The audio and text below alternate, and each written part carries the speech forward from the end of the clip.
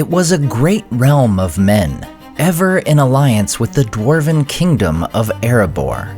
With the dwarves, they would share great prosperity, but also great sorrow and war. Today on Nerd of the Rings, we cover the history of Dale and Laketown.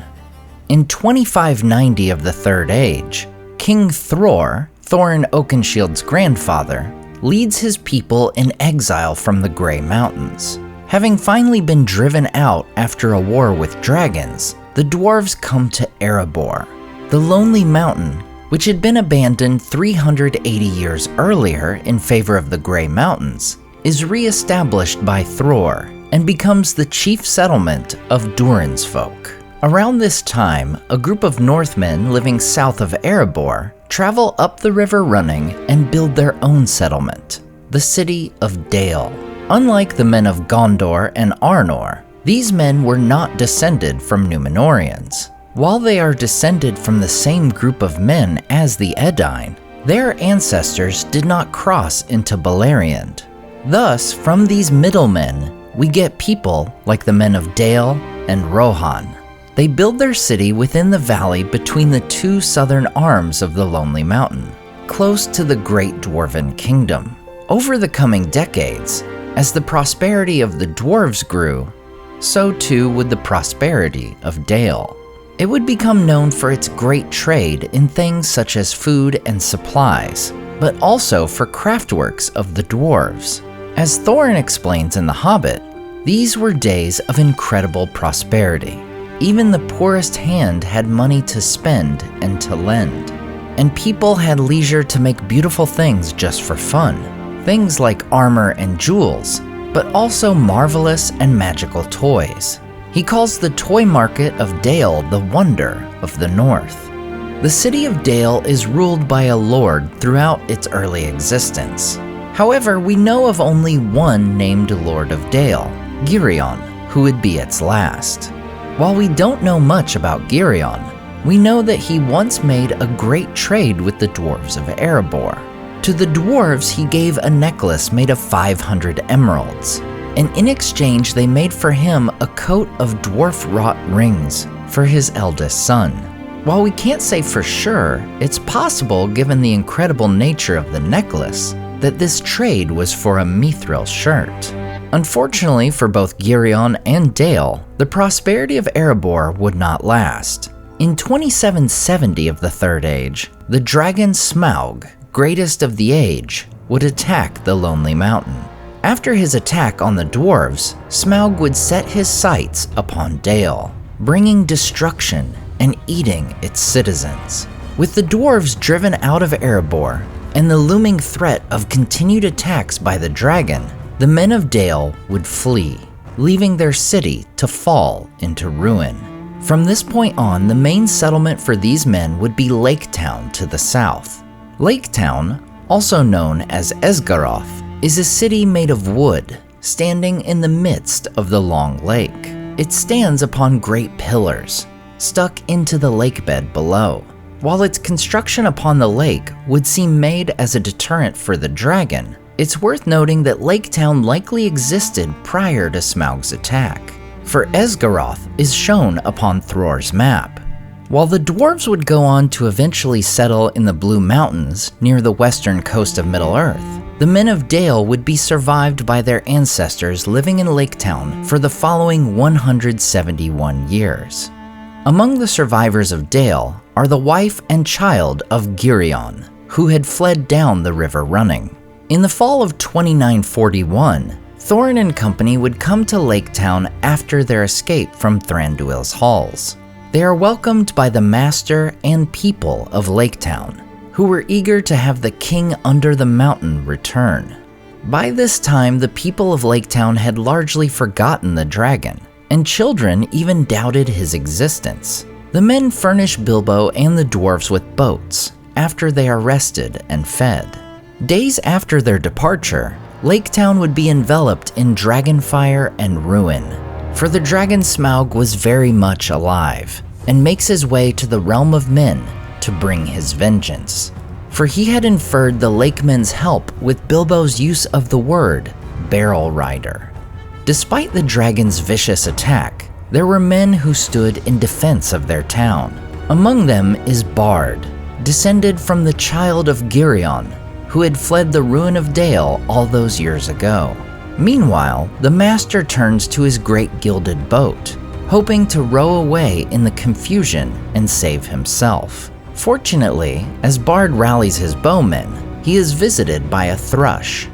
The bird had overheard Bilbo telling the dwarves of the weak spot in Smaug's armor, and communicates the information to Bard. Bard turns to his last arrow, the Black Arrow, which had long ago been made in the Lonely Mountain itself, and had been passed down through generations to Bard. Bard's aim is true, and with the Black Arrow, he slays Smaug, chiefest and greatest of calamities. Smaug's great body would fall upon the town, bringing further destruction. Despite it all, at least 3/4 of Laketown's citizens managed to escape to the shore. Making camp there beside the lake, the men of Laketown convey their anger at the master who had abandoned them, lamenting that Bard had been lost in the wreckage of Smaug's death. And in the very midst of their talk, a tall figure stepped from the shadows. He was drenched with water. His black hair hung wet over his face and shoulders, and a fierce light was in his eyes. "Bard is not lost," he cried. "He dived from Esgaroth when the enemy was slain. I am Bard, of the line of Girion. I am the slayer of the dragon." "King Bard! King Bard!" they shouted, but the master ground his chattering teeth. "Girion was Lord of Dale, not King of Esgaroth," he said. "In the Laketown we have always elected masters from among the old and wise, and have not endured the rule of mere fighting men. Let King Bard go back to his own kingdom. Dale is now freed by his valor, and nothing hinders his return. And any that wish can go with him, if they prefer cold stones under the shadow of the mountain to green shores of the lake. The wise will stay here, and hope to rebuild our town, and enjoy again in time its peace and riches." "We will have King Bard," the people near at hand shouted in reply. "We have had enough of old men and money counters." And people further off took up the cry, "Up the bowmen, and down with money bags," till the clamor echoed along the shore. The master, however, is cunning, and turns the people's attention toward the dwarves who had awoken the dragon. It is they, he says, who are to blame for their misfortune, and they who should be demanded to pay recompense. For his part, Bard says he will continue to serve the elected master of Laketown, though he will consider going north with any who should wish to follow him. Around this time, Bard sends messengers to King Thranduil to request aid. The Elven King sends supplies down the river, and his people help the men of the lake to build huts along the shoreline in preparation for the winter to come. Together, Bard and Thranduil join their forces and march toward the Lonely Mountain. As we know, the initial feud between elves, men, and dwarves would end with all three combining forces against an approaching army of orcs and wargs. In the aftermath of the Battle of Five Armies, Bard returns the Arkenstone to Dane Ironfoot, now king under the mountain. Dane gives to Bard 1/14 share of the treasure, in which is the great necklace of Girion. Bard in turn gives the necklace of emeralds to Thranduil as a thank you for the help he had rendered to Laketown in their darkest hour. 3 years after these events, in 2944, Dale is refounded as a great kingdom, with Bard as their king. The master would steal a great deal of Laketown's gold and flee. However, he would be deserted by his companions and starved to death in the northern waste. The new kingdom of Dale would see great prosperity in the days to come, once again growing alongside the refounded kingdom of Erebor. Bard would rule Dale for 33 years until his death in 2977. His son Bane would then rule for a period of peace lasting another 30 years. At Bane's death in 3007, his son Brand would take the throne, and it is during Brand's rule that war would come to Dale once more. In 3017, Around the same time Dain receives a messenger from Mordor asking about Bilbo and his ring, King Brand would receive a messenger as well. As Glóin later recounts at the Council of Elrond, "The shadow grows and draws near. We discover that messengers have come also to King Brand in Dale, and that he is afraid. We fear he may yield. Already war is gathering on his eastern borders. If we make no answer, the enemy may move men of his rule to assail King Brand, and Dain also." While Sauron's forces would begin gathering east of the River Carnan, Brand indeed did not yield. Instead, he is attacked around March 14, 3019. Sauron's northern armies cross the Carnan and drive Brand back to Dale. Over the next 3 days, as the battle for Minas Tirith is fought and won in the south, the Battle of Dale is fought in the north. The men under King Brand and the dwarves under King Dain fight the Easterlings at the feet of Erebor. Brand is killed in the battle, and Dain would fight to his last breath, defending the body of his friend. With Kings Brand and Dain killed upon the battlefield, the leadership of dwarves and men falls to Princes Bard II and Thorin III, known as Stonehelm. Forced to retreat to the mountain, they must withstand a 10-day siege.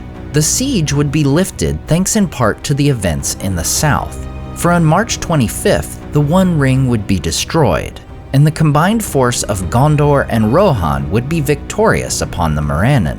With enemy morale dashed by news of Sauron's defeat, Bard and Thorin lift the siege on March 27th, and drive the Easterlings out of Dale and back to Rhûn.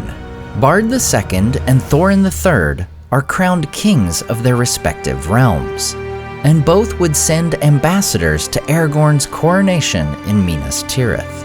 In the Fellowship of the Ring, we learned that the Kingdom of Dale by this time had extended far to the south and east of Laketown, and now, after the return of Gondor's king, we find that it would remain in friendship with both Erebor and Gondor, and ever would this northern kingdom of men remain under the protection of the King of the West. As always, I want to say a huge thank you to all my Patreon and YouTube supporters who make this channel possible. Tom DeBombadil19, Lissamy the Cinda, Rabbi Rob Thomas, Charles Leisure, CCDC Red Team, Joe Tepper, The Mighty Mim, Andrew Carlisle, Swirled Traveler, Matthew Jeffrey, Leo Vittori, Sky Carcass, Slide Belts, Dane Ragnarsson, Berto Berg, Graham Derricott, The Dark-Haired One, Wyland, Micah Wu, and Debbie. If you enjoyed the artwork in this video, check out the artists in the description to purchase prints of their great work for yourself. Thanks so much for watching, and we'll see you next time on Nerd of the Rings.